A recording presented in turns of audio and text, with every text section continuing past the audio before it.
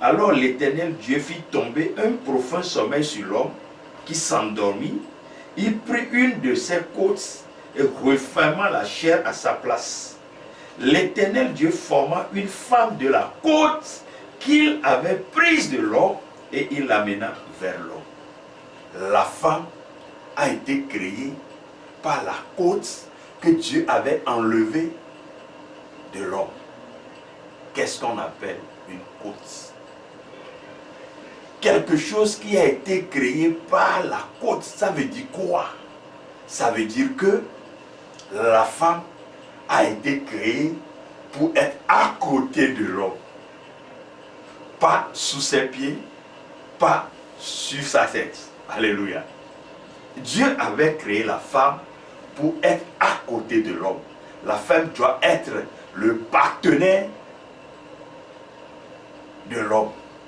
La femme n'a pas été créée pour être, je ne sais pas, sous le pied de l'homme ou sur la tête de l'homme. Alléluia. Dieu pouvait prendre les cheveux de l'homme pour créer la femme.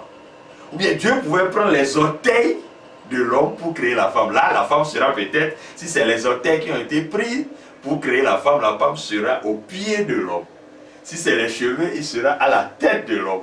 Mais Dieu, sachant tout dès le début, a pris la côte de l'homme pour créer la femme. C'est pourquoi la femme doit être à côté de son homme. Être un partenaire de vie. Quelqu'un qui doit être en partenariat direct avec son mari. Alléluia.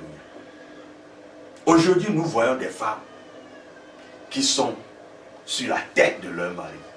Là n'est pas leur place. Nous voyons des femmes qui sont sous le pied de certains hommes. Là aussi n'est pas leur place. La place de la femme, c'est d'être à côté de son mari. Alléluia. Et quand on est à côté de quelqu'un, Dieu savait, avant de prendre cette côte-là pour créer la femme, pour que l'homme puisse protéger sa femme. Alléluia. Aujourd'hui, nous voyons beaucoup de choses dans le monde. On parle de l'émancipation de la femme, que la femme est égale à l'homme. L'homme ne doit pas être ceci ou cela, mais ce que Dieu a dit. Et restons dans la mesure de l'Écriture. La femme a été créée comme une aide semblable à l'homme. La femme n'a pas été créée pour être piétinée, ni la femme n'a pas été pour être au-dessus de l'homme, mais la femme a été créée pour être un partenaire de vie de l'homme. Alléluia.